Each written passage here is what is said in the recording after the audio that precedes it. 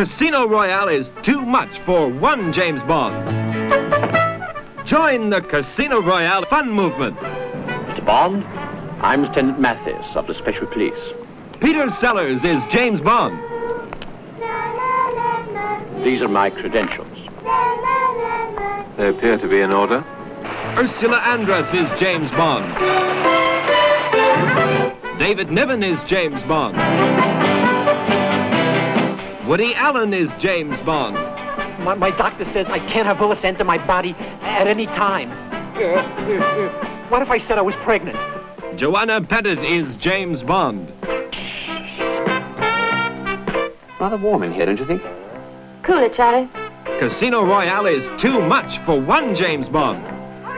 Orson Welles is the heaviest heavy of Smirch. Dahlia Lavi is James Bond. I'm the new secret weapon.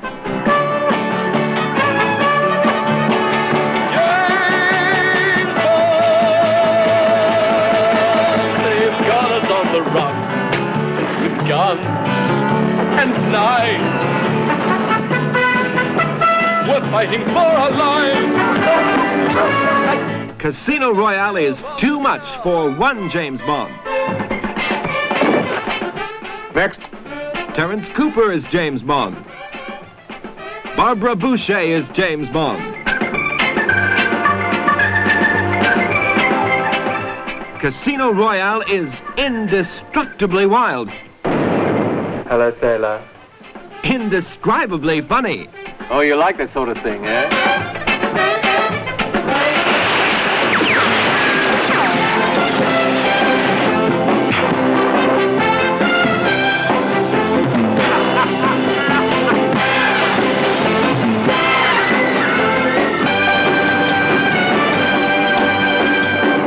Join the Casino Royale fun movement.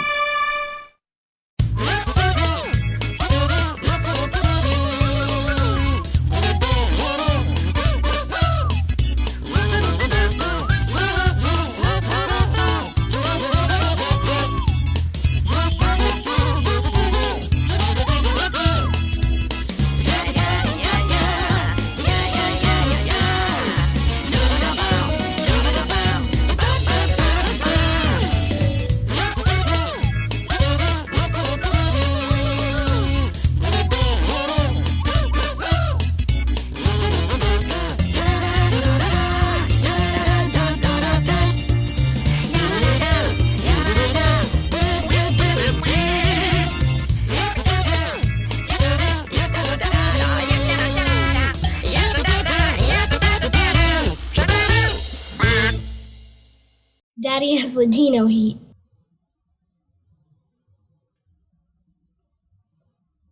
Do the thing. I like it when you do the thing.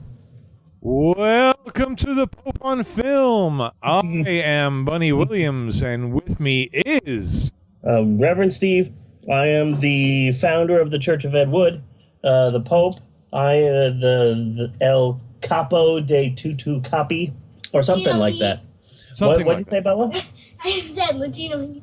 Wait. Say that again. Say it over here. Say it to the podcast like you're Maxwell. Say that Daddy has. Daddy has Latino heat. That's right. I have Latino heat. You Damn have right. Latino heat? Okay. Yes, I have Latino heat. Everybody knows that. I radiate it like a star, like Johnny Depp. Like a person who has a condition. Yeah. Like a person who has a condition? Bella, are you dissing me? Are you saying? Not what I meant. Are you saying I have some sort of disease?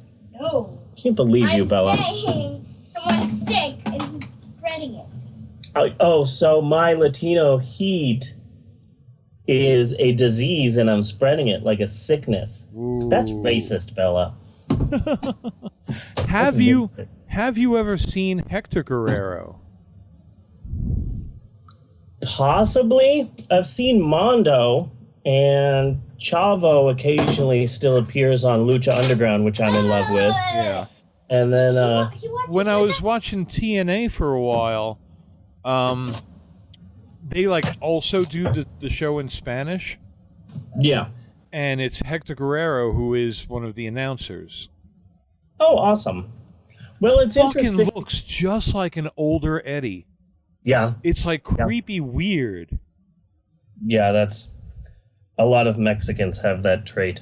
Like Eddie didn't really die. He was taken by aliens, shifted in time, and put back pretty much where they took him away. So it's still Eddie, but just a really older, littler version. There's an album that came out recently. I've really liked it. It's by an indie artsy band that I've never cared too much about called the Mountain Goats. Yeah. It came out this year and it's called Beat the Champ, and the entire album is professional wrestling themed. Yeah. But the surprising thing is that they've recorded some really interesting and intricate and beautiful songs that also happen to be wrestling themed.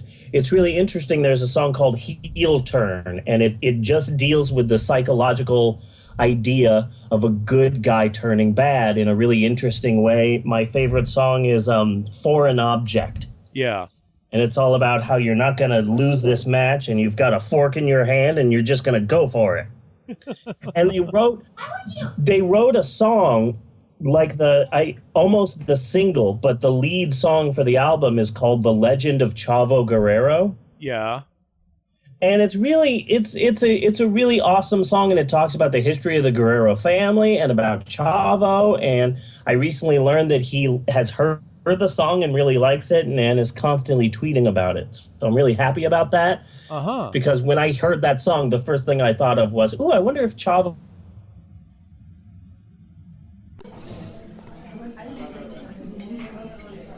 Do you like comic books? Me too. Do you listen to podcasts? Are you still talking to me? Cool. I have one called The Comic Book Update. So? I do weekly reviews of story arcs, comic miniseries, ongoing titles, and more. I don't care. I know, right? So all you have to do is go to the website at comicbookupdate.com. Why would I do that? We post daily previews of new comic books every day. Ugh. Someone save me. And every weekend is Cosplay Sunday, with blog posts featuring cosplayers from around the world. Excuse me, miss, is this guy bothering you? Back off, buddy. She's with me. Yeah, I don't think so.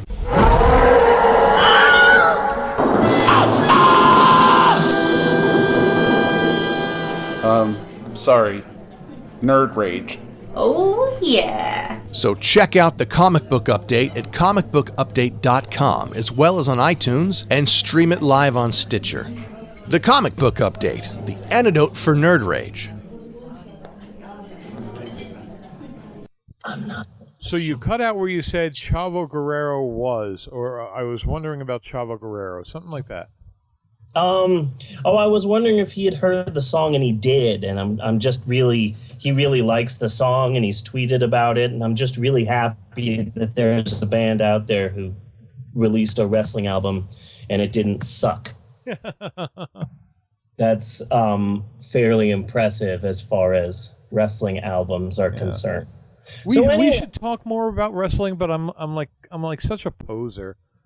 You know, I really like Lucha Underground. I really like them, and they're just amazing. And it's interesting because a lot of people say that, wrestling is just a male soap opera, but Lucha Underground really is a Mexican soap opera, and there's a big difference because when you have a wrestling show that's like a Mexican soap opera, that means you have demons involved, you have violence and love affairs, and just it's really crazy. And most of the time, it feels more like a Mexican monster movie or a Robert Rodriguez movie or like some old grindhouse film. Yeah.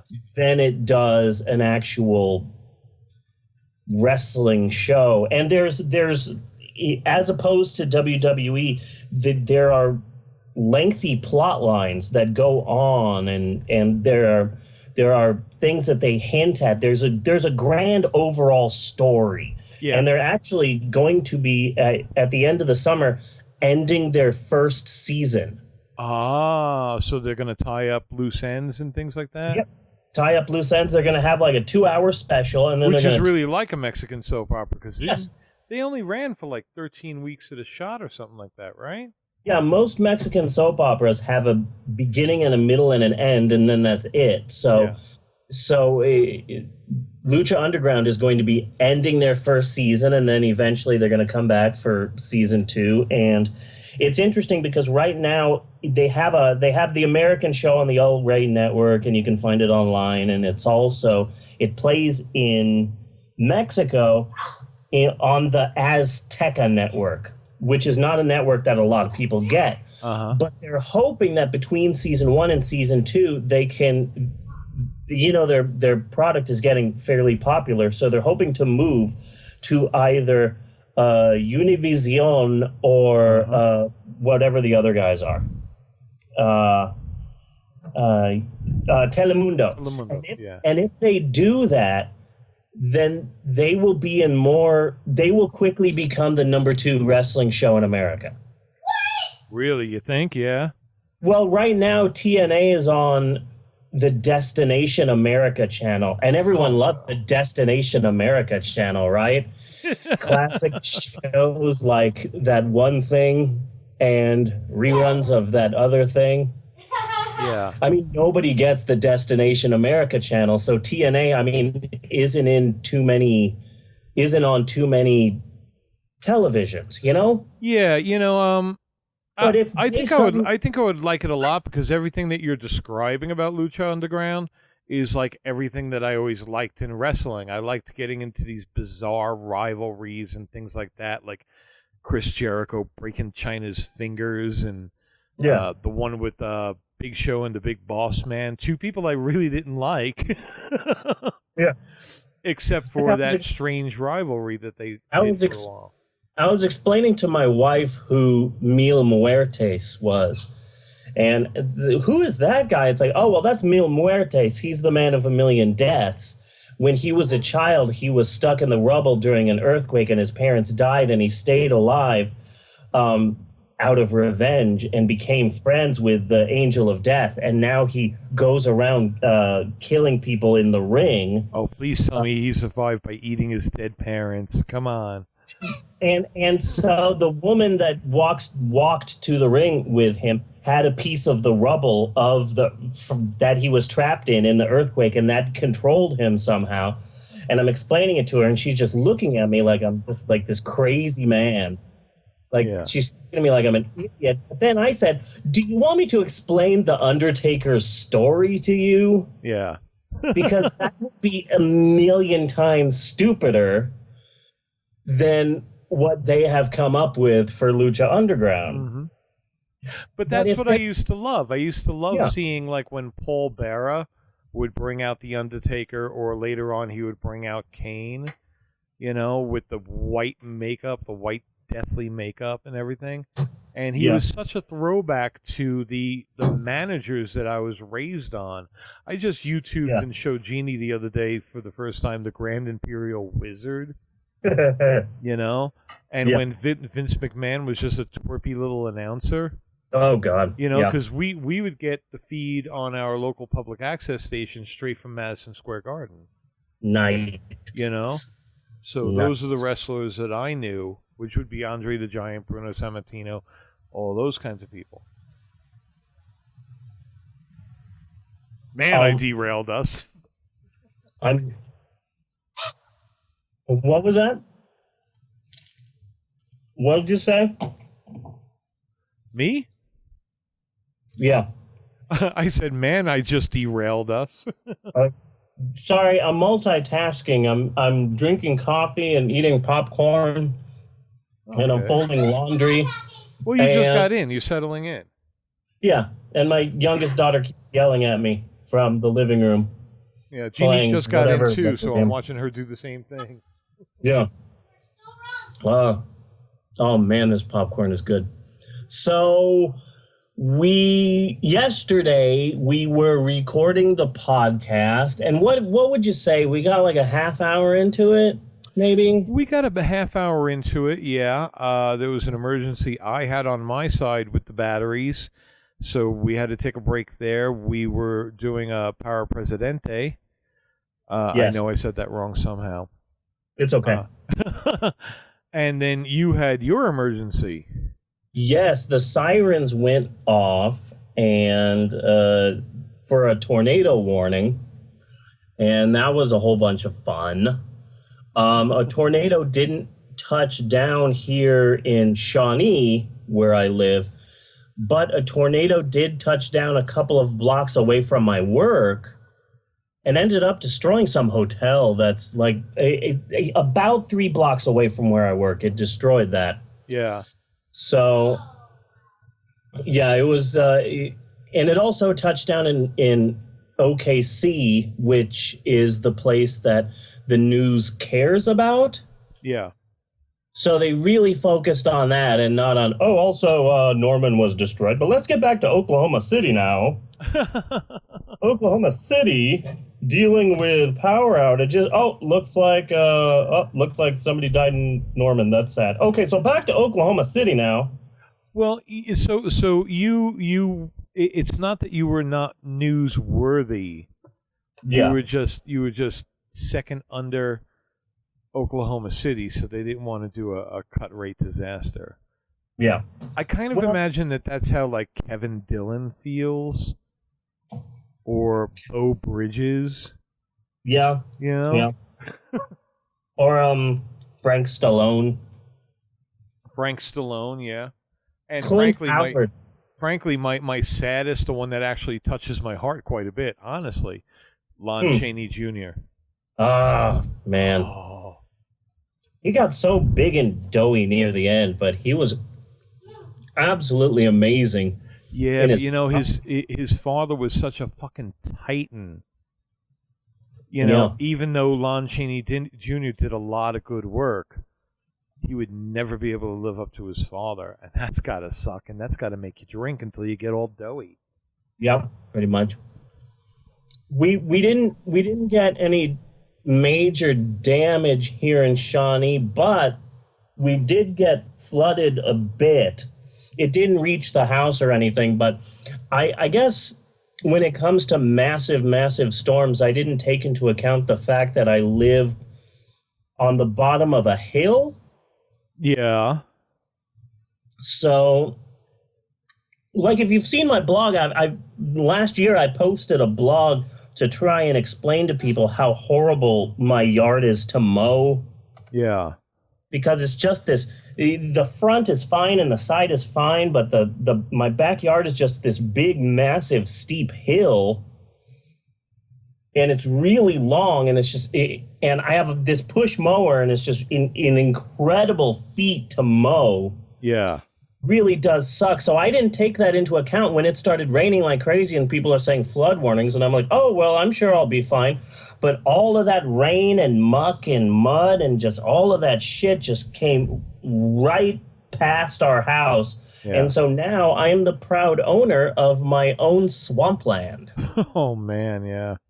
Yeah, I'm calling it the Galindo Family Animal Reserve and Swampland. Well, that's what's been going on in Manitou Springs, which is right the next town over, like almost friggin' walking distance.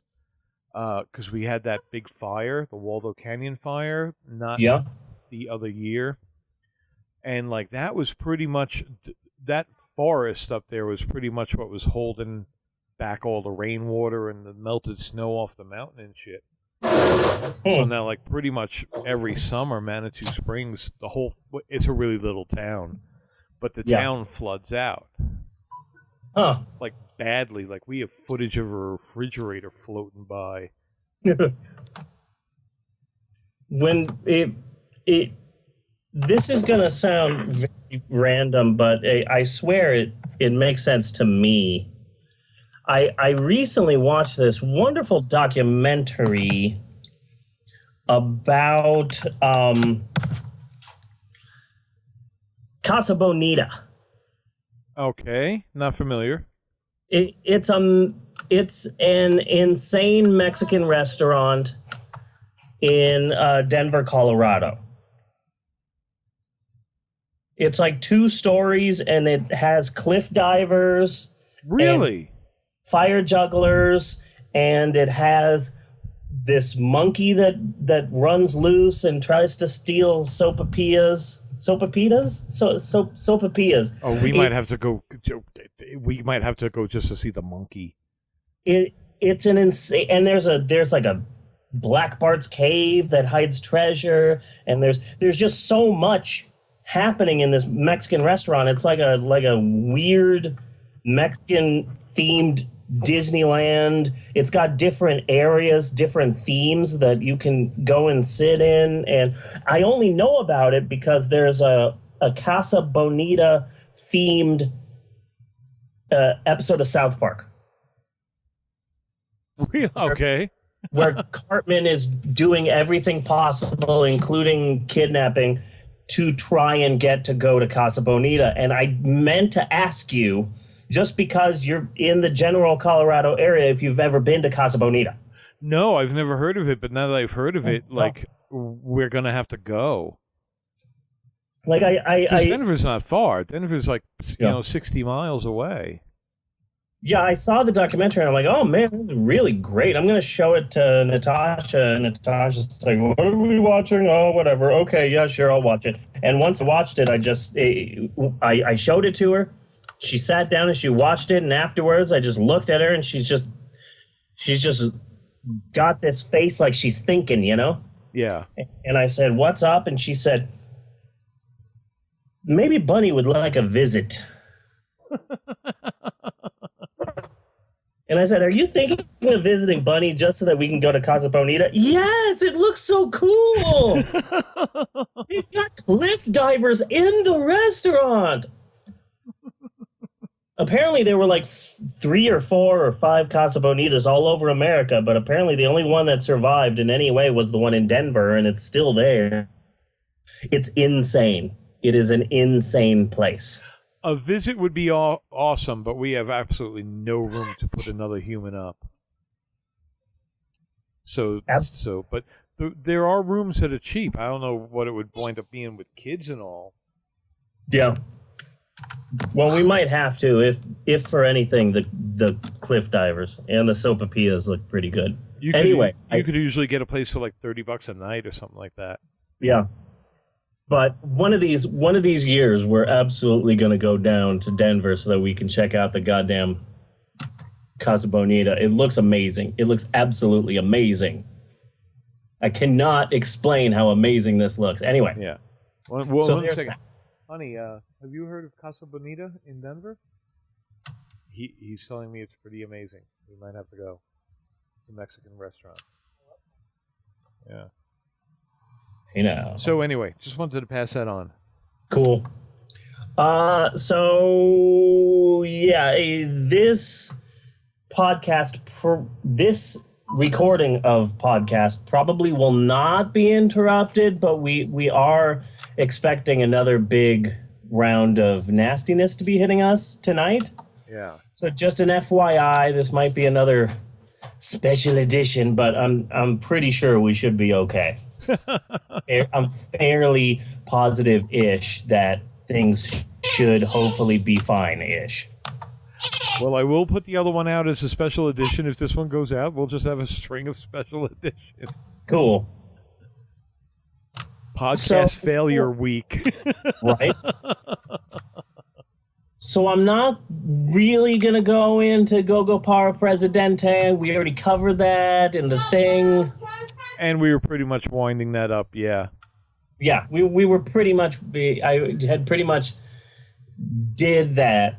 So let's just dive right into Casino Royale. Okay.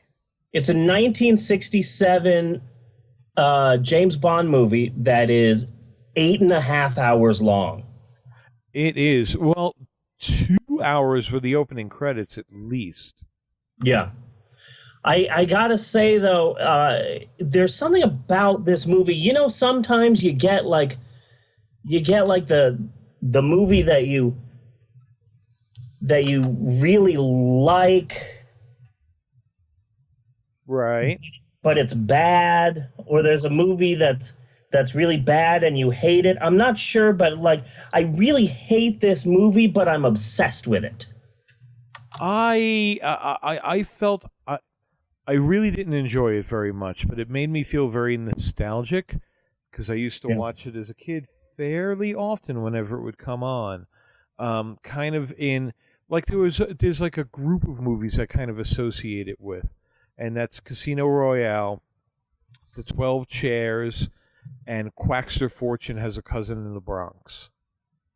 What was that last one? Quackster Fortune Has a Cousin in the Bronx, which is a very early Gene Wilder movie. Okay. You're not doing more spy stuff on me, are you? More spy stuff? No, that just sounds like one of those spy codes, like oh yeah, trench code in a dark alley. Yes. Quackster Fortune Has a Cousin in the Bronx. Well, I always bring an umbrella on Thursdays, and then I give you the secret codes. The microfilm, yeah. Mm-hmm. There's something about this movie. I'm not exactly sure. I think one of the reasons why I love this film is because I never particularly liked the actual Bond movies. Yeah, I was not really a huge Bond fan, except for the Roger Moores. Some of the Roger Moores. The stupid ones. I like those. I like the stupid ones. I like the one where he goes into space. Moonraker, yeah. Because that's just ridiculous. Or Live and Let Die was great. I love Live and Let Die. Yeah. And before I saw EGA, I loved Richard Kiel as Jaws. Jaws. In those James Bond movies, like, oh my God, this guy's like 300 feet tall. And he's got steel teeth. I loved him. And then when I finally saw EGA, it's just, oh, that was wonderful. So maybe that's why I like this movie so much, Casino Royale, because I like cheesy James Bond, but I've never bothered with any of the reboots or anything like that. Yeah. I mean, it's just, I watch James Bond movies because I want them to be fun. I don't want to see James Bond and, all of this red tape and trying to figure out who's the real, no, I don't care about any of that. Yeah. So this movie, it came out in 1967. It is the red-headed stepchild of James Bond movies. Yes. Of the James Bond franchise. My freshman year of college, I had to take a public speaking class. And one week, we had to do a 10-minute speech on a topic that we cared about. And I talked about cartoons and their importance for early childhood development. And one guy talked about James Bond movies, and he said that there are blank movies in the James Bond franchise and one unofficial one. Okay. And everyone raised their hand. And they're like, what do you mean an unofficial James Bond movie? And he said, well, there's one James Bond movie, but it doesn't count. So anyway, and that is what got me. I was like, wait, how can there be a James Bond movie, but it doesn't count? How is that possible? And then that's when I realized that Casino Royale movie, if you saw this movie on TV with commercials, it was like a 3 or 4 hour thing. Yeah, I can't imagine that it was that long whenever I watched it, so they must have cut a good chunk out of it. They easily could have, because there's a lot of things that are wrong with this movie, like characters appearing and then disappearing and dying off camera and stuff like that. And the reason why is that this movie is a legendary train wreck of a movie. I tried to figure out who was responsible for this film, and I came up with the following things. Number one, this movie had 5 to 6 directors. Nice. Similar to The Terror, yeah. That is absolutely insane. The main guy seemed to be Val Guest. he was the director who oversaw the assembly of various sections. He was the guy who made sure that all of these random parts tied together. So he had the hardest job. Yeah, because there were a lot of strange threads. Yeah, there were a lot of really strange threads. So Ken Hughes, he did all of the scenes in Berlin. He directed Chitty Chitty Bang Bang and 1/6 of this film. Robert Parrish, he was a former child actor. He did most of the casino scenes. John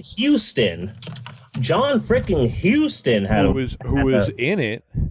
Yeah.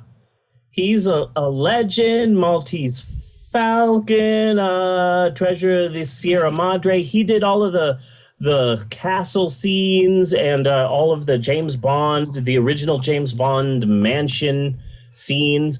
And apparently he was supposed to direct a lot more, but one day he decided that he just wanted to go gamble with one of his friends and walked out. He just straight walked out of this movie. One of the big bits of fun of this movie, for me anyway, was to like look over and be like, holy fuck, it's such and such. Yeah. Like John Huston. Like that is John Huston, isn't it? Yeah. Oh, and that's that guy from the Roman episode of Star Trek. you know, and that's Ursula Andress, just that's William fucking Holden, just like all these people. I mean, they got a lot of really weird and interesting people. Mm-hmm. And Woody Allen wrote all of his parts. Woody Allen is my absolute favorite part of this movie. Yes. And whenever he was on, like, I loved the movie at that point. I missed that Woody Allen so much, man. My favorite person in this whole movie is a guy named George Raft. George Raft, yeah. Who was apparently a big star. He was in the original Scarface. I don't think he was in the original Scarface, but he was in a couple of big movies that I can't think of. But there's a classic, like, gangster bit that you've probably seen 100 times, where somebody's just flipping a coin while they're talking. Yeah. That's a classic bit of George Raft. George Raft did that in one of the movies, and that's what everybody else is ripping off. Yeah. And so he's got some fairly big billing, despite the fact that he really only has 2 lines in the entire film, but they're 2 of my favorite lines in the whole movie. Because this big, huge ending, which I'm obsessed with, is happening, and leaning against the bar, flipping a coin, and holding his gun is George Raft. And while all of this crazy madness is happening, there's George Raft, and he's flipping his coin and pointing a gun. And then he just walks up to someone and says, "I just realized this gun shoots backwards. I just killed myself." And he just dies, and that's it. Which it is brilliant. Have you ever seen the Matt Helm movies? No. Matt Helm. I'm gonna have to search for that, man. Matt Helm was okay. So, like, you got the James Bond movies, and then you got the James Coburn Flint movies. Yeah. In Like Flint and Man Called Flint. Yeah. Which was kind of a parody, but not too, like, they didn't want to go too funny, it seemed like, in the James Coburn movies. Yeah. Okay. Then you had Matt Helm, which starred Dean Martin. Okay. I have seen some of those. A lot of Leonard Nimoy baffled, like, green screen shots. Yes. Of, like, Dean Martin, "I'm driving in Monte Carlo, for all you know." And over-the-top stupid weapons and things like that. Yeah. And one of the weapons was a gun that shoots backwards. A gun that shoots backwards. Because the bad guy will inevitably take your gun and then want to shoot you with your own gun. Yeah. So, I just love the fact that John Huston, apparently at this point in his career, 1967, knew that he was enough of a badass that he could be like, you know what? I'm done directing this movie. See you guys, and just walk out. And apparently a number of people walked out in this film, because there are a few other people that walked out. Yeah. But, so that's 4 directors. So then Joseph McGrath was a personal fan of Peter Sellers, and he directed all of the Peter Sellers scenes. And they got into a fight on the set because Peter Sellers is a big question mark, but we'll get to that. Peter Sellers is somebody that he's one of those people that I respect, but I don't particularly like him very much. Oh, yeah, I respect him because he's a comedy genius, but I also don't like the fact that he's one of those comedy geniuses who wants to be anything but a comedy genius. Yeah. Like, he's one of those people who you know that he's hilarious, but you can also tell that he doesn't want people laughing at him.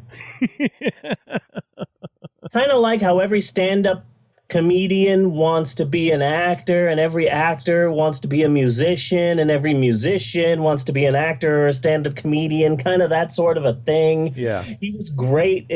Peter Sellers was great at being funny, but you could really tell that he wanted to be serious. Yeah. That he wanted to be taken seriously. Oh, but we'll get to that. I've got so much about this movie. Oh, my God. So Richard Talmadge was an uncredited director. He was the stunt coordinator who choreographed the entire ending, which is insane. Yes. Yes, it is. It's so insane that the person who was directing the ending said, okay, well, you just got to come over here and direct with me. So come over here and direct with me. So he co-directed the ending, but he didn't get any credit. So that's 5 to 6 directors in one film. Yeah. Now, here's the thing about the screenplay. It was written by 3 to 8 people. That's not really terribly unusual. Yeah. Well, it was written by 3 main people. One, Wolf Mankiewicz, he wrote The Day the Earth Caught Fire. Yeah. I used to be in a forum for a while until it just got too slow and nobody was showing up anymore, of some fairly famous Hollywood screenwriters. And, like, that's just accepted, man. You know, you get hired to write a script, and then that one gets hired to rewrite the script, and that one gets hired to rewrite the script. You know, and they used to joke about it all the time. You know, like you did a really great rewrite of my work, you know?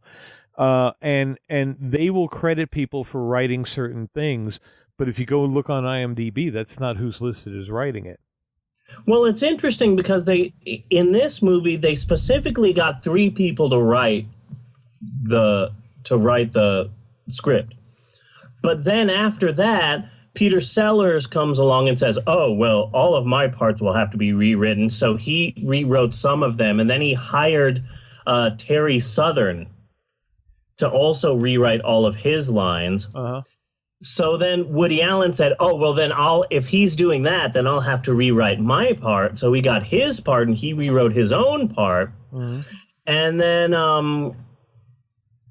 it just seems like nobody knew what they were doing, especially apparently, what's his name? Peter Sellers. Okay. Yeah. He was cast in this movie when they were going to attempt to make a serious James Bond film. So he's like, finally, this is my chance. I get to be a dashing, sex symbol, and I'm going to be dramatic, and this is going to be the action movie that I've always wanted. So then, like a year later, when they're ready to film, they say, oh, no, this is a straight-up comedy now. So Peter Sellers went nuts because he wanted to play Bond seriously, because he was one of those guys. So he would ad-lib or redo scenes completely on the fly to try and make the film serious. Yeah. So it's a comedy, but the one guy who's starring in it, who's the funniest guy in the world. Yeah, because he's trying to make this comedy a drama. Yeah. but no one else is on the same page with him. How crazy is that? That, like, you're making a James Bond comedy, you've hired the funniest man in the world, but that one person is trying to make it a drama. Yeah. And apparently he was so upset with this that he would just be gone for days. He would just take off. And he would be gone for a really long time. And one day he just took off and he never showed back up. But apparently this was also due to a big-ass feud he had with Orson Welles. Yeah? Yeah. This was like a Biggie and Tupac feud.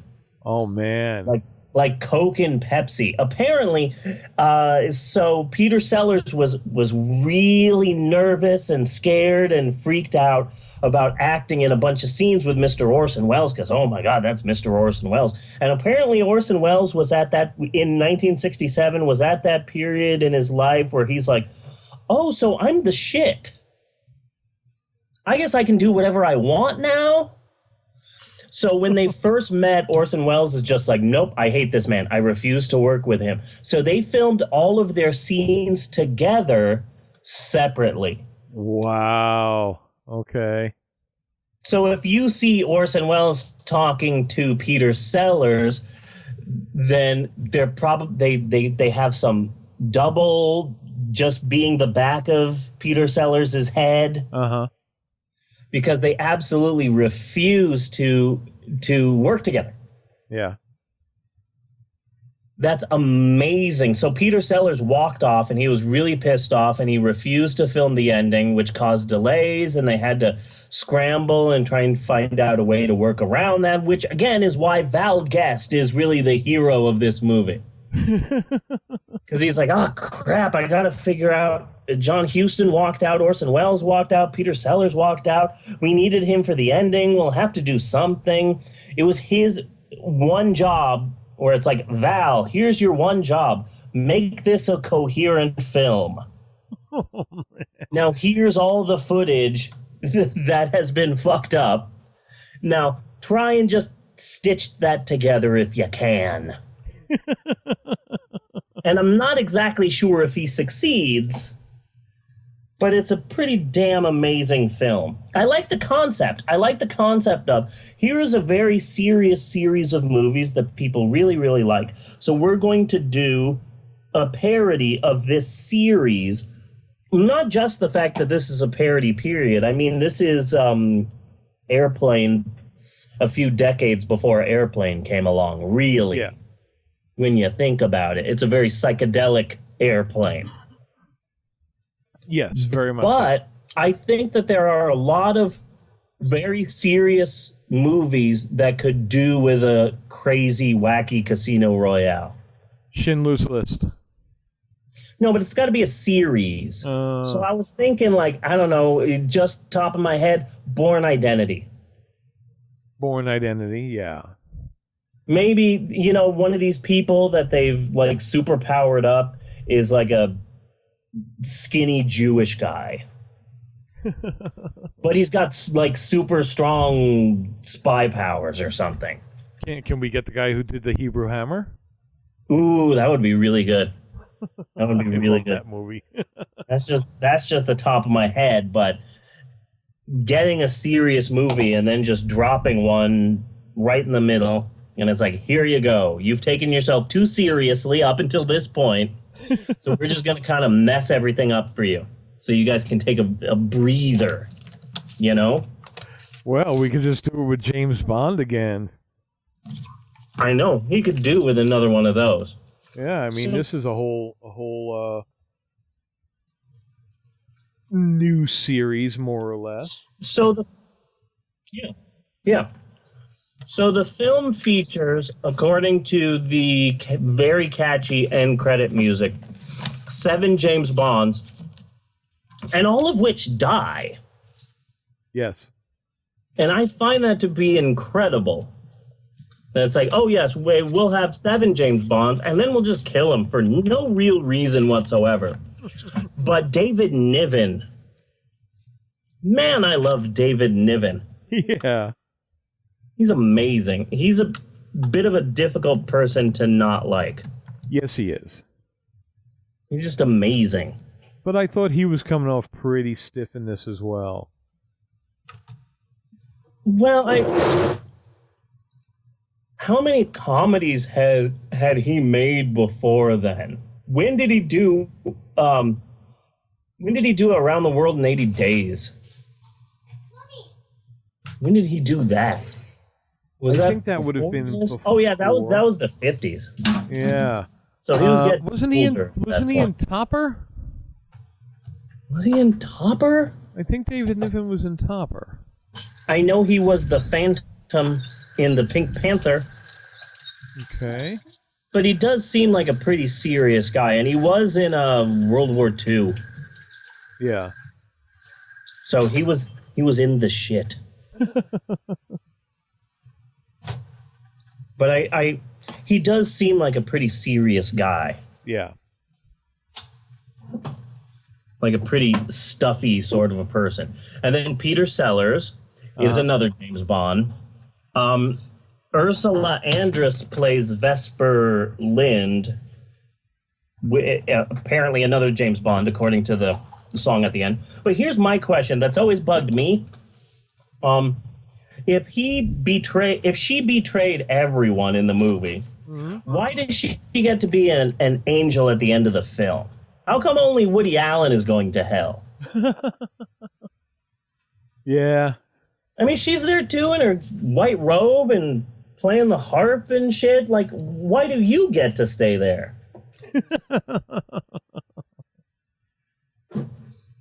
I mean, it really bugs me. And then, of course, Woody Allen, who plays the American nephew, Jimmy Bond. And, oh, man, I love him. And you're absolutely right. I love this Woody Allen. I love the... I miss this Woody Allen, man. And the last good Woody Allen movie, and this is going really kind of borderline, but for me is Stardust Memories. Yeah. You know, and then it really started running where he was just getting all serious and, for me, not particularly funny. Yeah. My absolute favorite Woody Allen movie is What's Up, Tiger Lily? I liked it a lot more when I was a kid. The last time I've seen it, I still liked it, but I wasn't in love with it the way I used to be. Yeah. And mine now, it's been sleeper for a long time. Yeah. I'm just obsessed with the concept of that movie. And also my dad used to tell me a story about he went and saw What's Up, Tiger Lily on the first night when it first came out at the drive-in. Yeah. And it was the drive-in in Douglas, Arizona, which is literally just the boil on the butt of Arizona. Fun fact about Arizona. Yes, honey. What fun fact about Arizona do you have? Military dogs, working dogs. Military dogs. They train them in Arizona to prepare them to go to Afghanistan. They train military dogs in Arizona to prepare them to go to Afghanistan. Yep.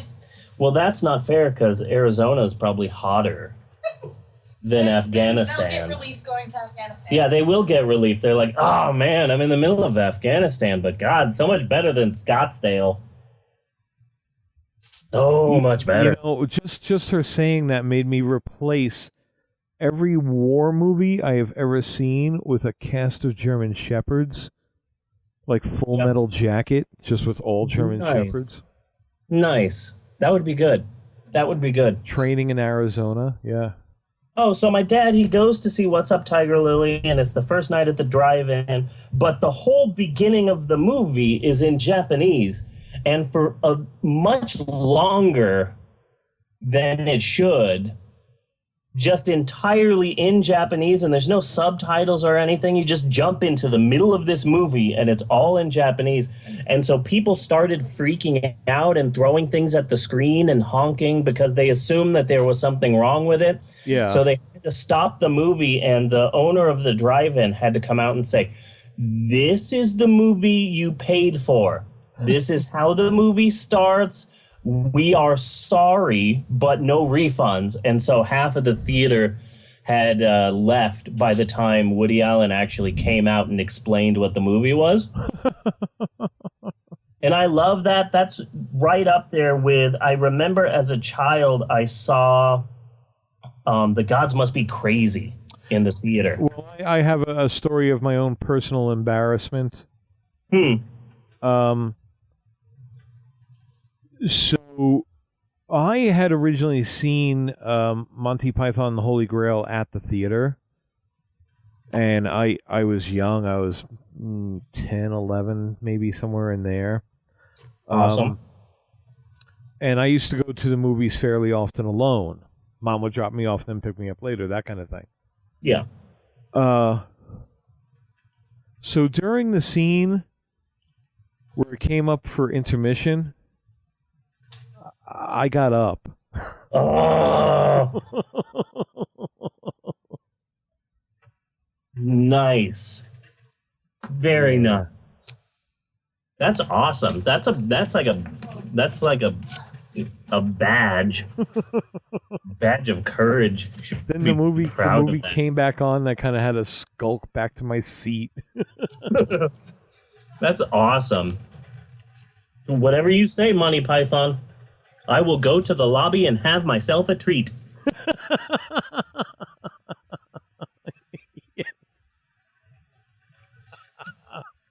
So David Niven, Peter Sellers, Woody Allen, Orson Welles is the bad guy, Ursula Andress. Really great movie by Burt Slapdyback. So how did a film made by such amazing people end up sucking so badly? Well, I think I figured out the reason. Most of the blame for the way that this film turned out falls on the shoulders of the producer. His name is Charles K. Feldman. Yeah. For the rest of this podcast, I will be calling him Feldy. Feldy. But it does bear a big resemblance to The Terror. You must have seen The Terror at least once. Yes. Roger Corman classic that had, I think, 5 directors. Yeah, but that's Roger Corman. He wakes up and says, it's a Tuesday. I'll just crank out a film really quick. And then go to the store. But this movie is a big, big movie. I mean, for whatever you might say against this film, at times, this is a beautiful movie. Yeah. It's a beautiful, beautiful film. So Feldy... money was spent. Oh, yeah. A ton of money was spent. At the time, the studio agreed to $6 million, which was a lot back then. But then the film took too long, way over schedule. People kept walking out. The film ended up costing double that. So the film ended up with a budget of $12 million, which was one of the biggest costing movies at that time. That's really a drop in the bucket now, though. Isn't that something? Oh, yeah. Isn't that something? God, if you gave me $12 million, I could make 100 movies. Pretty much, yeah. You know? Yeah. But you give that to a studio, and they're like, oh, what is this? Money for craft services? Just kind of sad. Mm-hmm. But it's important to note that the movie did good. For it was a $12 million budget, and it made $42 million. So somehow this was a big, big hit. Despite the fact that Probably because there were just so many friggin' names in it that you can rattle off. And also, it was just the right time. Yeah. Because this came out right when everyone was just... You know, by the time James Bond was really, really huge, they had already been working on the film, so they're like, okay, now we need to rush this out. So Feldy, he's a talent agent, and he's an attorney, and he's a film producer. He's the guy who helped end the long-term studio contract system for actors. Okay. Which I find interesting. When I was a little kid, I would watch Godzilla movies, and I would be like, oh, wait a second, the guy who's a scientist in this, he plays a reporter in this film. Oh, wow, he must have been in all of these Godzilla movies because he loved Godzilla movies so much. Yeah. And now I watch them and I go, oh, he was forced to make all of these movies. And they're like, okay, put on this jacket. You're going to be in 3 episodes of Ultraman. And then we're going to have you run away from a giant rubber monster. And he's just, oh, okay, I'm under a contract. I guess I have to. Now I just see a bunch of depressed Japanese guys. Yeah. Really sad. So Feldy ended up producing a bunch of movies, like really big movies. The 7-Year Itch, The Glass Menagerie, Streetcar Named Desire, What's New Pussycat. So, just remember Feldy, okay? Because we're going to get back to Feldy. Okay. And he seems familiar to me. Like, I might have watched a documentary on him at one point. Possibly. He is a fairly big name because he ended up making all of those movies. Yeah. 1964, Goldfinger comes out, a huge hit. Sean Connery, I guess, was already the man, but now I guess it was just official. Uh-huh. And the world falls in love with James Bond. So in 65, they do Thunderball, and that's another big hit, and the world is just clamoring for more James Bond. So James Bond movies are based on novels by Ian Fleming, and all of the Bond movies were being made by a team of producers. Mm-hmm. And I don't know how I never paid attention to this, but the producing team are Broccoli and Saltzman. Broccoli and Saltzman? Yes. They did the James Bond movies. Broccoli and Salt made the James Bond movies. They should have found like a third producer, like Johnny Melty Cheese. Yes. Then it could have been Broccoli, Salt, and Cheese. That I would have gone for. So Broccoli and Salt, they're making all of these James Bond movies, but apparently, you know, the Ian Fleming camp is like, you can go ahead and have all of these movies, but all of the movie rights to these books, but I already sold the rights to the first book to someone else a long time ago before you guys even started making movies, so you'll have to talk to that person. So the rights to the first book weren't around, so I feel that it's kind of like a fairly bold move for Broccoli and Salt to say, oh, well, we don't have to explain any of these movies. Let's just skip the first one and go straight on to the second one. That's amazing. Like, the Avengers started with Avengers 2. Yes. And you just see all the superheroes, and that's it. Like, the Marvel had the rights to all of the Avengers comic books, but not number 1. So you can all of these movies, but just you can't have an origin. I've already given that to someone else. So the rights to the first book in the series, Casino Royale, it kept bouncing around, and this person owned it, but then this person sold the rights to this person, and then that person died. So the person who ended up owning the rights to the first James Bond movie, Feldy. Okay. Charles K. Feldman.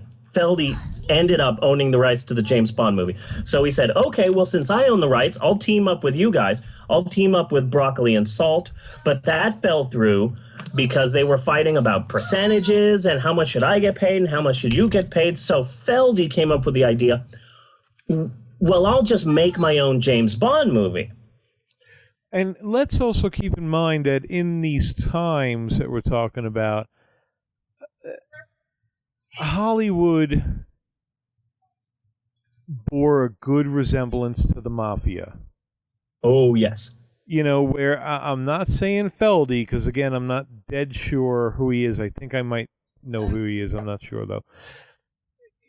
Somebody might get some fingers broken. Yeah. You know? Things like that. And to get the rights to the first James Bond movie, which, even if it is Casino Royale, probably would make a lot of money if it's in the middle of James Bond heat.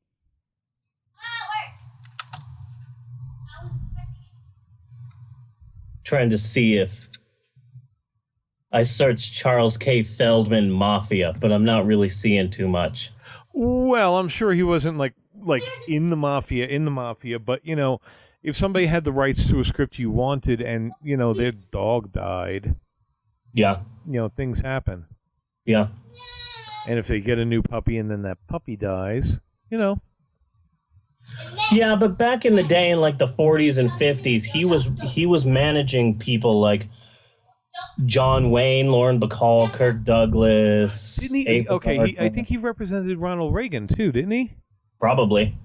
I don't see his name on this website, but probably. That strikes a bell. Yeah. But he was deep in there. Yeah. Feldy was. So he wanted to make a very serious James Bond movie, rival all the ones that Broccoli and Salt were doing. He hired a screenwriter, Ben Hettich.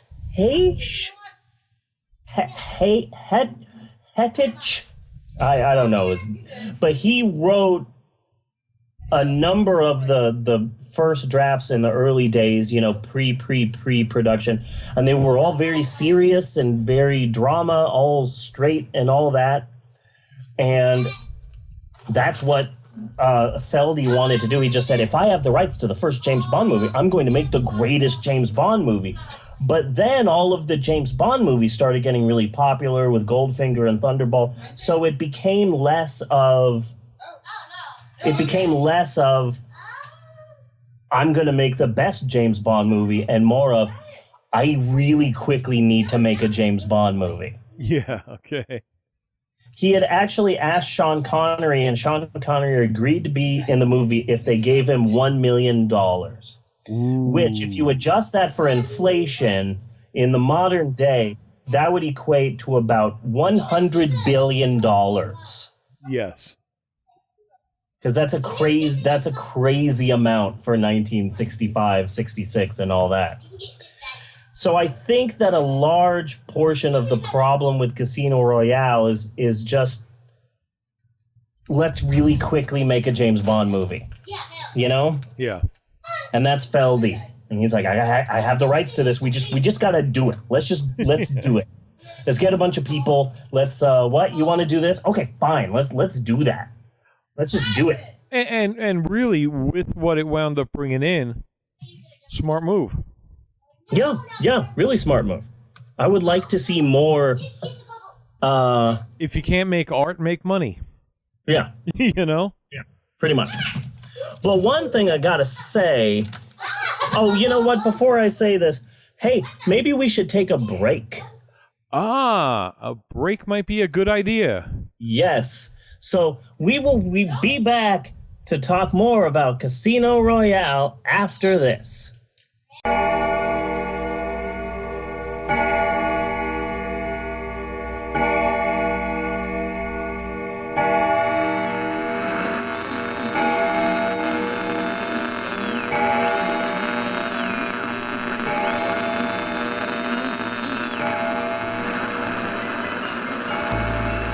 What's that sound?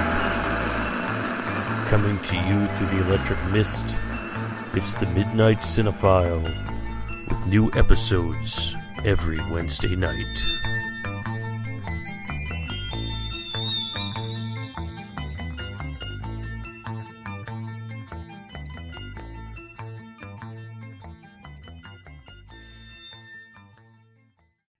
And we're back. We are back. We were just talking during the break, for those of you tuning in, about how amazing the Oogie Loves was. It's a classic. It's going to be a classic. Now that we've had time, you know, after the fact to really think about the movie, it really is a modern day classic. It is. There were points when Wendy's performance was so moving. I cried. I got to admit it. Well, there aren't too many Southern magical windows represented in movies nowadays, and that's a real shame. It is. Really is. So it was Wednesday morning, and my wife and I were extremely hungover, and we woke up from our 10-year anniversary party shindig happening thing, and we just drag ourselves out of bed so we can go and have a big free breakfast. And we're sitting there, and it's one of those movie hangovers, where you have sunglasses on because the light hurts too much. Yes. And things are too loud. Like you think, oh, this is only something that happens in the movies. It doesn't happen in real life, but we were there, right? And no matter how much water you drank when you woke up, your tongue still feels fuzzy. Yep, not enough. You just need more. So we're sitting there and we're eating food and we're just trying to keep it together. And then Don't Stop Believin' starts playing. Yeah. And she's singing it in a little bit, and I'm like, oh man, Stacey Jacks is just a genius. And I swear there were a couple of seconds where she was writing up divorce papers. It was just 1 second where she's like, if I kill him with this fork, what would be my exit strategy? Yeah. I was going to say Wolfgang von Colt is a genius because he really was the person who really wrote it, but I didn't want to get into Rock of Ages semantics or anything like that. Probably wise with somebody so close to silverware. Yes, yes, very much so. So speaking of Rock of Ages, I wanted to talk about something that I find interesting. I'd say about 75% of the time, not all of the time, because sometimes it's kind of impossible, but the movie we're doing for our podcast will slowly but surely take over the music that I listen to in my day-to-day life. Okay. And I listen to a lot of music, especially since it's like a 45-minute drive to get to work and a 45-minute drive back, and I'm working all of the time, so I have a lot of time to listen to music. For a while, I was listening to the Christian radio station. Okay, yeah. And occasionally I still do, because some of the things that I hear are just amazing. But like Texas is being taken over by Muslims. Did you know that? It's all Muslims now. I heard Obama is going to attack Texas. It's all Obama's fault. It's all Obama's fault. Because he's the Antichrist, or like the vice Antichrist. Okay, but like real politicians are actually talking about this shit. Yeah. Like what the fuck? This world has gone nuts now. Real politicians are saying some vaguely racist things. Like, and in a lot of cases, not even vaguely. Obama and his thugs. It's like, oh, really? You have to use the word thugs? Mm-hmm. If he was a white president, would you be talking about his thugs? Yeah. Really? So the other day, I was thinking about the soundtrack to Casino Royale, which is admittedly wonderful. I love the soundtrack to Casino Royale. It was very of its time. Yes, very much so, because they got Burt Bacharach, they got Dirk Slapdyback to do the soundtrack. Oh, we yeah? Okay. Yeah, we have a CD at work, and it's the best of Burt Bacharach, and it's amazing because he doesn't sing a single song on the best of Burt Bacharach because he was primarily a songwriter, so you get the best of Burt Bacharach, and he's not in it. But he wrote every song that's on there. And he wrote the song, The Look of Love, by Dusty Springfield, by Dusty Stringbean. Well, back in the day, he did just so much shit. I can't even think of everything. And in fact, didn't he do the music for Austin Powers? Yeah, he appears in the first movie. Yeah. And a large portion of the music in the third one was directly taken from Casino Royale. But The Look of Love is a fairly famous movie, and it was written specifically for this film. And it was even nominated for an Oscar for Best Song. I remember it being on the radio a lot. Yeah. Yeah. Dusty String Bean. Uh-huh. And Who also says don't sleep in the subway? Dinglebert Slapty Back. Yes. Don't sleep in the subway, darling. I know that song because of Monty Python. Yes, Cardinal Richelieu. Yeah. Cardinal Richelieu. That's right. But the theme to Casino Royale, Burt Bacharach hired Herb Alpert and the Tijuana Brass. Oh, okay. To record that weird, flighty, strange theme song, which is the theme to Casino Royale. I love me some Herb Alpert. There's I love it because it brightens your day, even if you don't want it to. Yes, but every time I hear that song, man, I see Luke raping Laura in the floor of the disco. Really? Yeah. Is that the song that was playing? Yes. Really? Uh-huh. That's bizarre. That is bizarre. Mm-hmm. Herb Alpert and the Tijuana Brass. Rise. Have you ever seen the movie UHF? Oh, yes. The Weird Al Yankovic movie? I never realized until recently that the scientist guy who's running the station is Luke. Uh-huh. From Luke and Laura. I had no clue of that. Holy shit, that's him. God. And I really wish he did more work like that. And he did something else where he was a very similar character, but I really wish he would have stuck with that kind of stuff because I loved him. He was so bizarre looking. Yeah. I have the entire Spatula City commercial as a song on my phone. Yeah. So every once in a while, we'll just be listening to music, and it'll be the Beatles, and then it'll be the Rolling Stones, and then there's just one place to go for all your spatula needs. And my kids roll their eyes, but they know what better way to say I love you than with the gift of a spatula. That is the absolute way to say I love you, is a gift of a spatula. If you haven't watched that, you really need to. He has, Bella. Yes. Yeah, and call him Podcast, like Maxwell.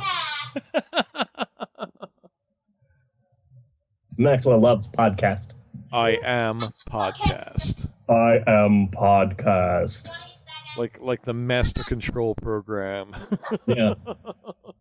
I love Herb Alpert and the Tijuana Brass. They're used specifically in an episode of Gilmore Girls where Lorelai has to tell Sookie some really sad news, but she doesn't want it to be sad, so she puts on a Herb Alpert record. And it's like they're both so sad, but in the background you just hear so happy. Specifically, I have to mention this. This is absolutely wonderful. This is cute and amazing, and it's worth hunting. The theme to Casino Royale is used in a skit on Saturday Night Live. Okay. It's from, and I remember seeing this when it showed on TV, but because it used a popular song, it's not one you're going to see on Hulu or anything like that, because they do that a lot, especially with Hulu, where if a TV show is using a popular song, well, then we're going to have to clear things, and you know what? We'll just leave that out. Yeah. So there are a lot of old Saturday Night Live episodes that don't feature scenes because this is a scene that had this song, this scene featured this song, and so this specific skit is not on Hulu, but it is out there in various places. You might have to go to a Korean website, but it is out there.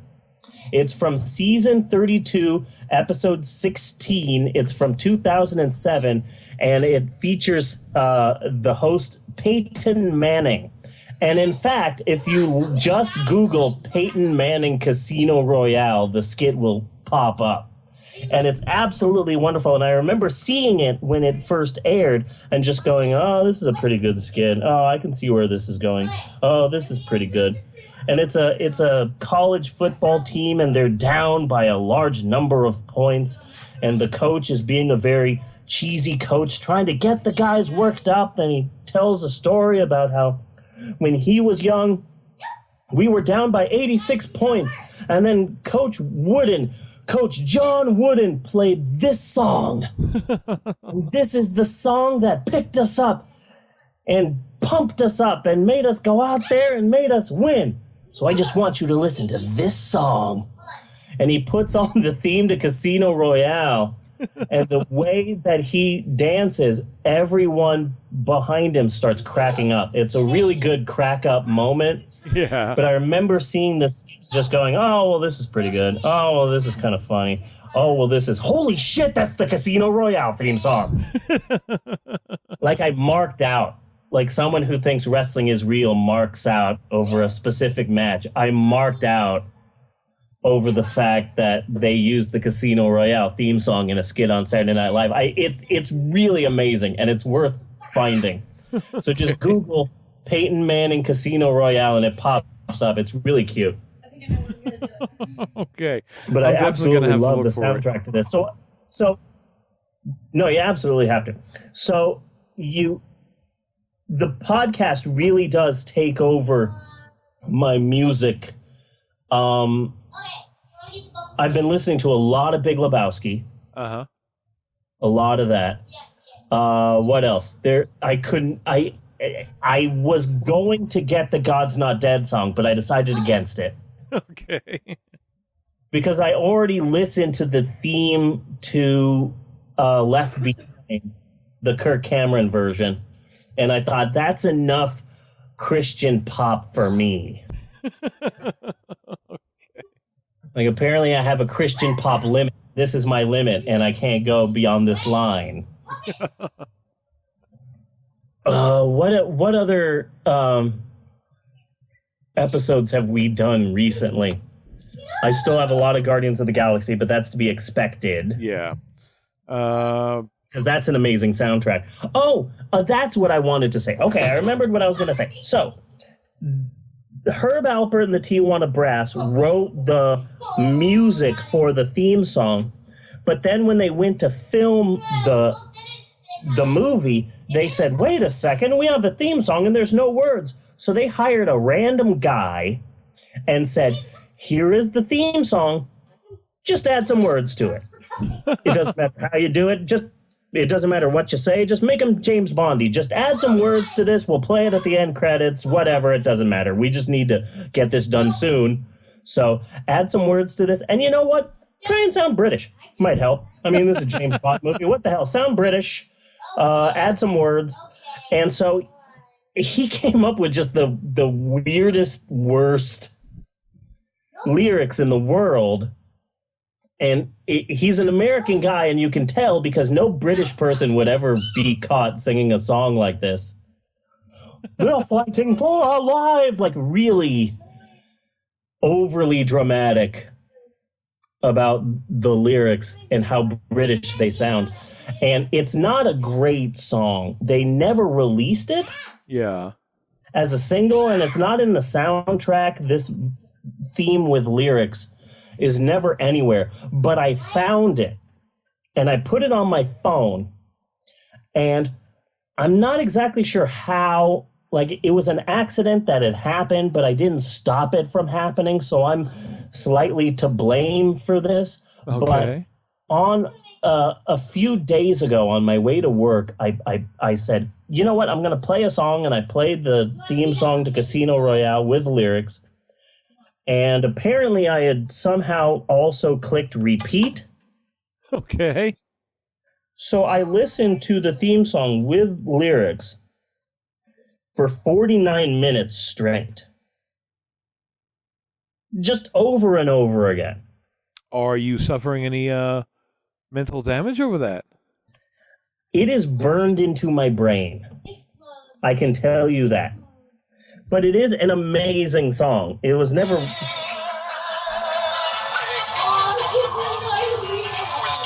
Can you hear that? Yes.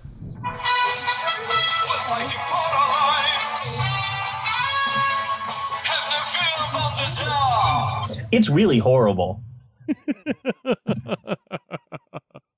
And it is literally just burned into my brain. And I'll find myself at work and I'm putting books away and I'm helping people. And I won't know I'm doing it, but I'll be walking up to the registers to help somebody out. And I'll just... Now, when you got to work after listening to the song for 49 minutes, you said?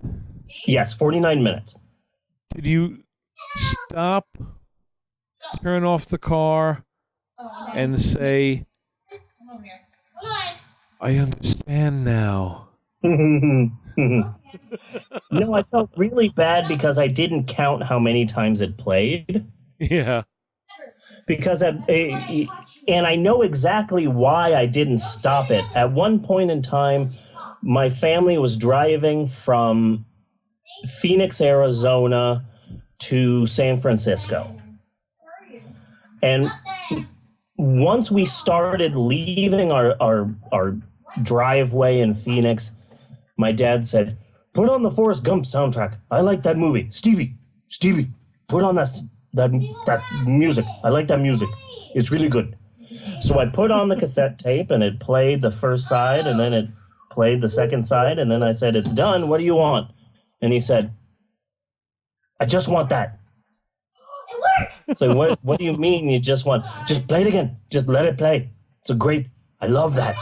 So I can tell you that it takes 27 listenings of the Forrest Gump soundtrack on cassette for my dad to drive from Phoenix, Arizona to San Francisco. Okay. So there was a part of me that's just like, wait a second, did I click repeat on the soundtrack to Casino Royale? I need to stop this. And then there was like a ghost, like in Star Wars, that just appeared and said, Stevie, let it play. It's a great song. I did find myself, like after like a half hour, dancing way too animated for the people that I was driving next to. Like I was really getting into it, like the skit from Saturday Night Live. I was dancing like that. So you really need to Google Peyton Manning Casino Royale. Okay. It really is wonderful. Anyway, I have a list. Okay. I'm really proud of this list. I honestly believe that this movie is not the best. It needs editing. It needs some serious editing. This film could have been an hour and a half long. Yeah. Maybe hour 45 minutes.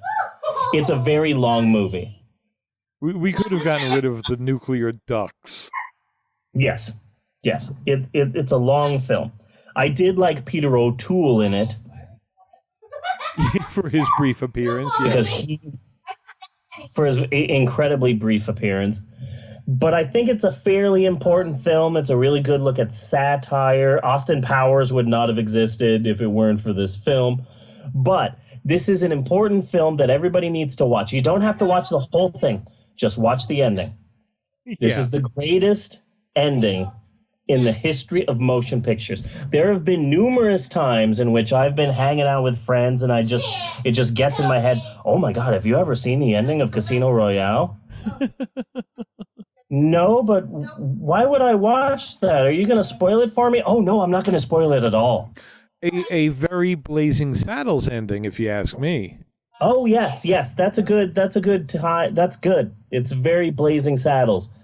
But it's wonderful because there are things that happen in the ending, and when I show it to people, they go, see, I don't know what's happening. I don't know. It's like, no, there's no reason why this is happening.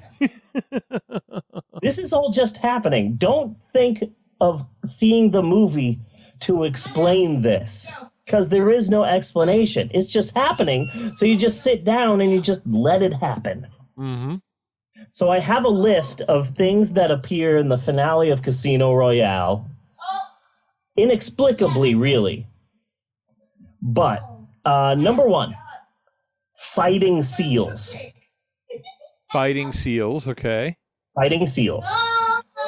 Trained seals, eventually you see that they're wearing 007 name tags. So at some point in time, British Secret Service was so desperate that they deputized SEALs to be James Bond. Which, it's a natural progression. Yes. Because probably human DNA and SEAL DNA is almost an exact match.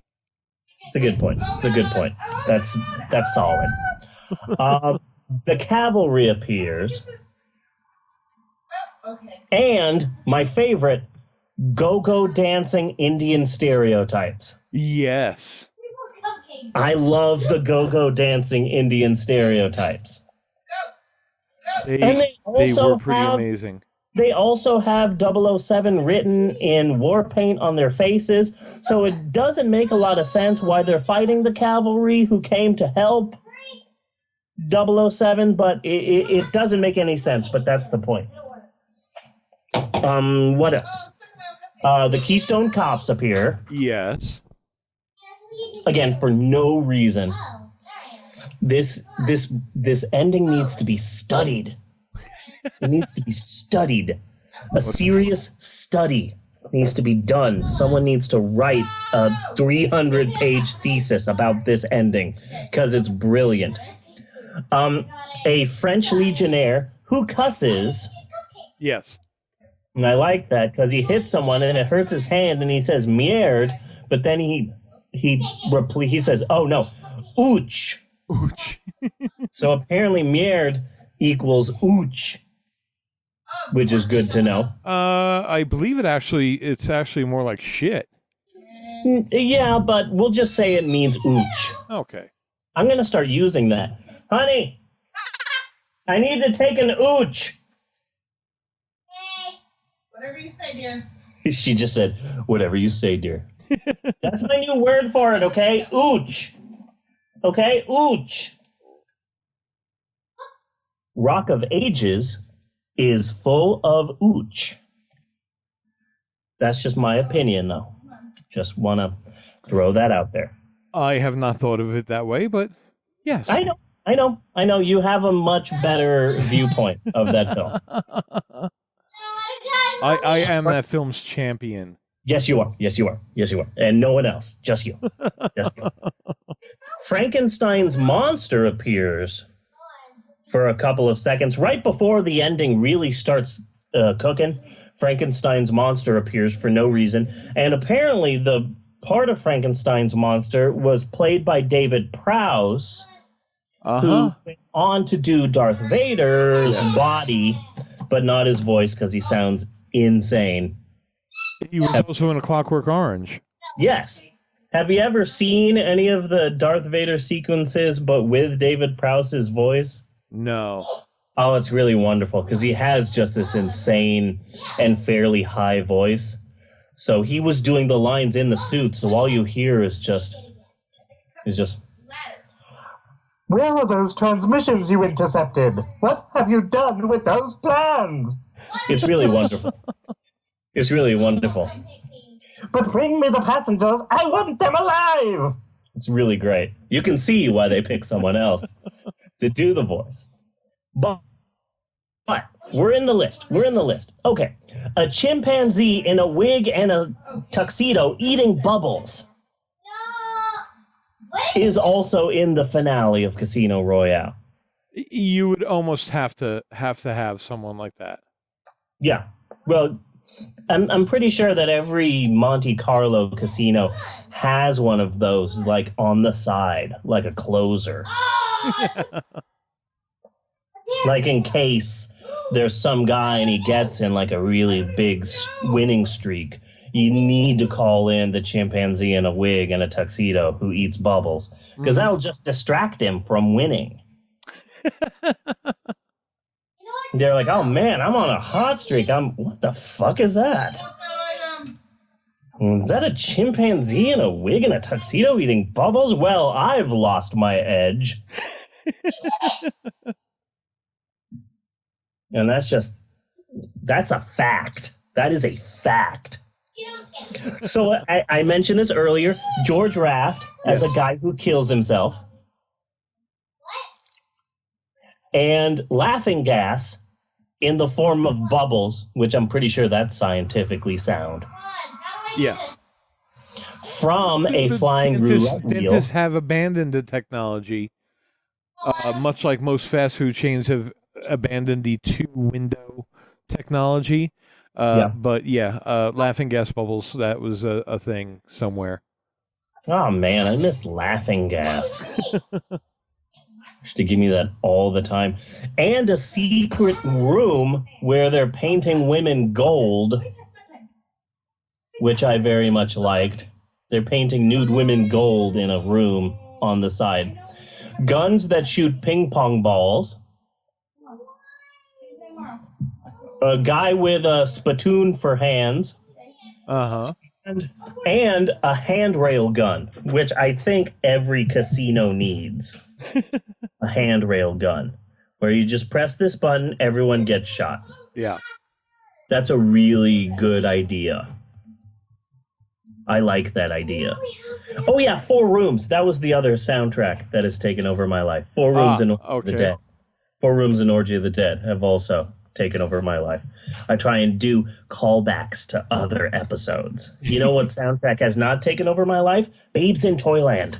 That has not taken over. That has not taken over my life. No. That's probably a good thing. Or Oogie Loves.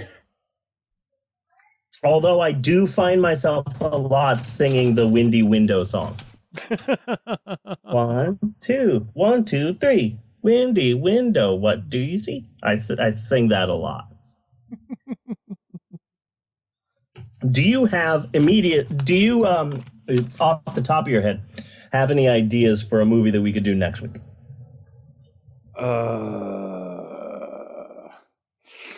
I see a movie, but I think there's something wrong with it. Like it's in a foreign language or something like that. It's on Daily Motion, Big Hand for the Little Lady. But I could swear when I looked at it, there was something wrong with it. So, no, not really. Okay. I have an idea for a movie. It's not the longest movie in the world, but it is a movie that I'm a big, big fan of. Yeah. It's a Roger Corman film, and we've already kind of sort of covered him.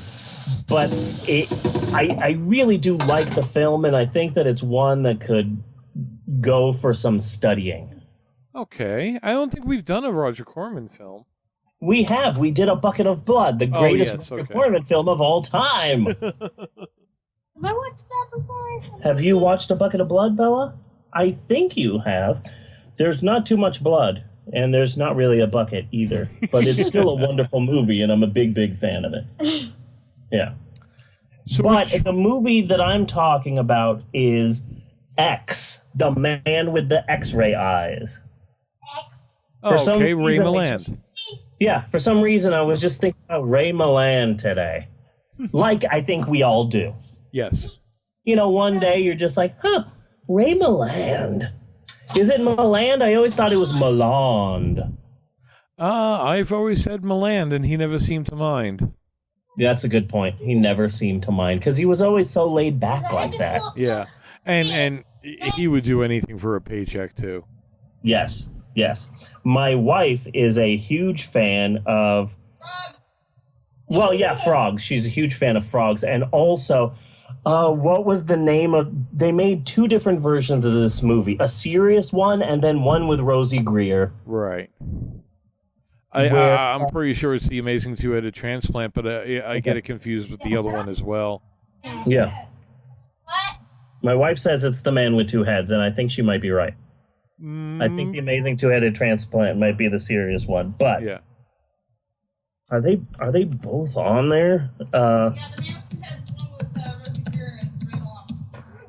The thing that I really like about The Man with Two Heads is that you never fully hear whether or not Rosie Greer was innocent or not. Dead. I mean, you never fully, did he do it? Did he not do it? I mean, he may have actually done the thing he went to jail for and was getting the death penalty for, but apparently he's our hero. Yes. Yeah.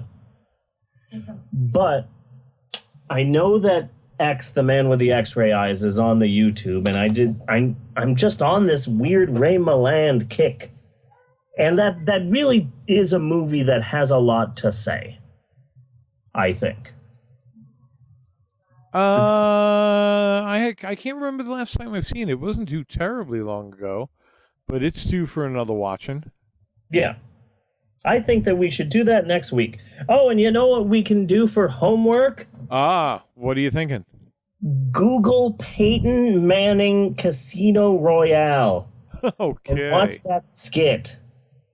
It features, what's his name? The Last Man on Earth. Will Forte. He's a genius. I love Will Forte.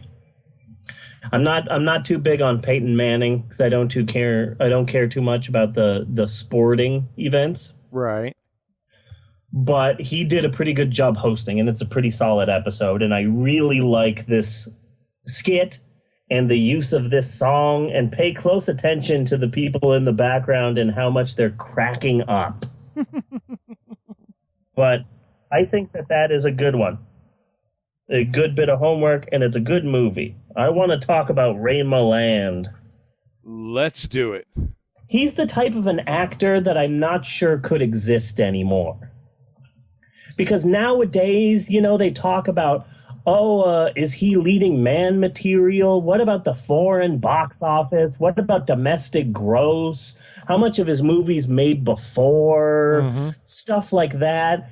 But back in the day, they would just say, well, we need somebody to star in this movie. Let's get Ray Milland. Yeah. Like, I don't think he could star in a movie like this if this movie was made nowadays and Ray Milland wasn't dead. Is he dead? I'm assuming he's dead. I'm pretty sure he's dead. Is he dead? Yes, he died in 1986. Wow, he died a long time ago. And he was old in Frogs. And he was a Welsh actor? He was Welsh? I didn't know he was Welsh. I didn't know that. He always came off very American to me. Yeah, he came out like he overly American. He must be Welsh in the same way that Bob Hope was British. Well, I don't know, because before becoming an actor, he served in the Household Cavalry. The Household Cavalry is made up of the two most senior regiments of the British Army, the Life Guards and the Blue and Royals. Wow. Well, good for you, Ray Milland. See, these are things we can talk about. We're already learning so much about Ray Milland. I would really think some part of New York. He worked at his uncle's horse breeding farm before leaving home at the age of 21. Wow. So when he was 20, he was like, hey, Ray, we're going to go to the bar. You want to go have a pint with us? No, I've got to go back to my job and masturbate horses. Which is what I do, Ray Milland. Ray Milland must go back to my uncle's farm and get the horses stimulated.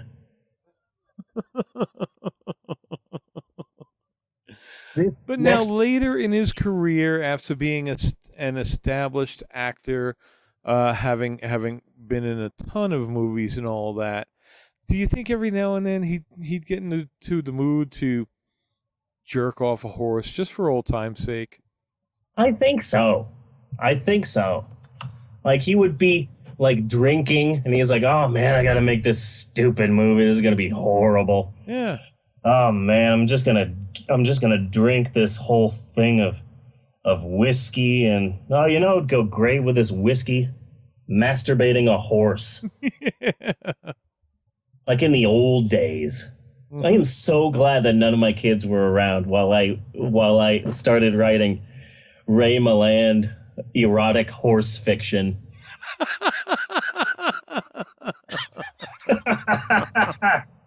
Man, I'm so excited about next week's episode of our podcast. That's going to be gold. That's going to be gold, Pony Boy. I think you should write it. I think we have to make that. I might work on it. I might work on it. Yeah, Ray Milland, horse masturbating fiction. Yeah. Yeah. He worked at a horse breeding farm. Oh, man, I see him in a completely different light now. I mean, I'm just saying, if you used to be a baker, even if you haven't been a baker for like 10 years, you got a job in the postal system or something like that, every now and then you want to make a loaf of bread. Yeah. I bet that Ray Milland felt better knowing that it's like, well, man, my career's really in the shit right now. I got to make this stupid two-headed movie with Rosie Greer. I can always fall back on masturbating horses. Yeah. He always had that. That must have made him feel better. Because I know it made the horses feel better. See what I did there? That was a masturbating horses joke. Yeah. You can expect that and more next week on our wonderful podcast. I think there may be quite a lot of that. Yes, I am thinking so as well. Honey, did you know that Ray Milland used to work at his uncle's horse breeding farm until he turned 21? Because you can only be a very young boy to work at his uncle's horse breeding farm.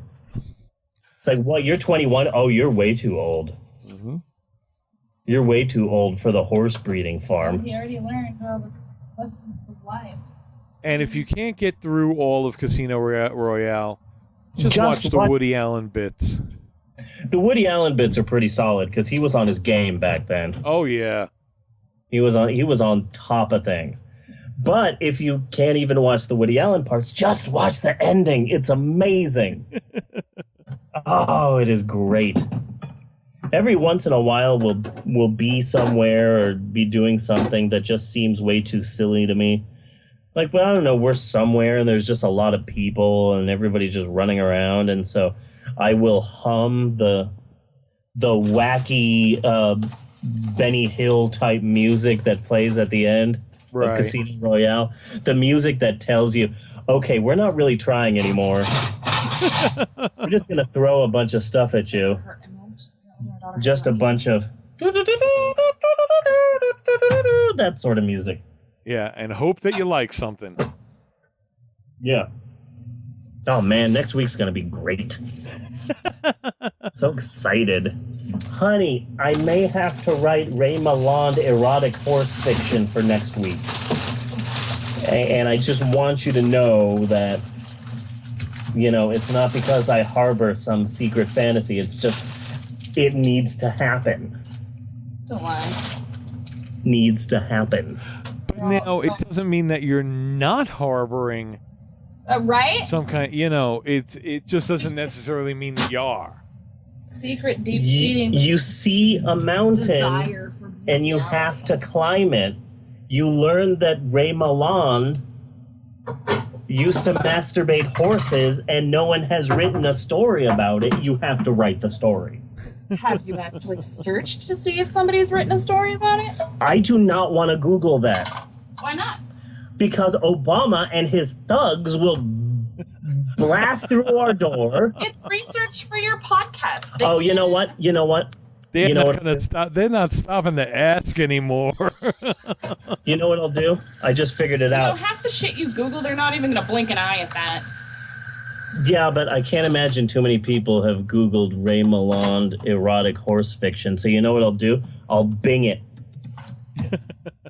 Because Google, oh yeah, they're deep in there, but I don't think that the government's caring too much about Bing. Is Alta Vista still around? I don't think Alta Vista's still around. Answer.com. Ask Jeeves. Ask Jeeves isn't around. Jeeves is dead. It's ask.com now. It's ask.com. Anyway, I'm on Bing.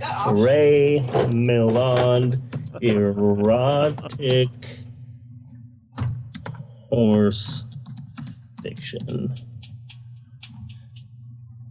Images of Ray Milland erotic horse fiction. I am scared to click this.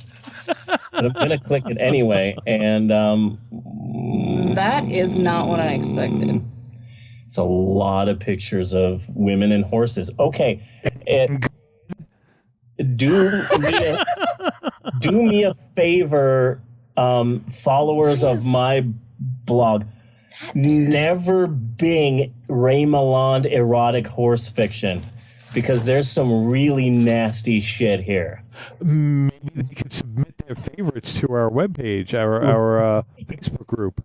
Really nasty and vague and extremely get 'em taken illegal down. pictures. Yeah.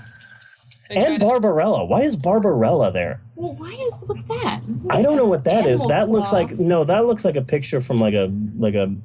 And this dude's missing his bottom half. Yeah, that guy is missing his bottom half. But Why then doesn't it pop up? there's Mad Max. Why is Mad Max in there? But I'm not so sure if it would be taken down. I mean, it's not like a mother nursing a child.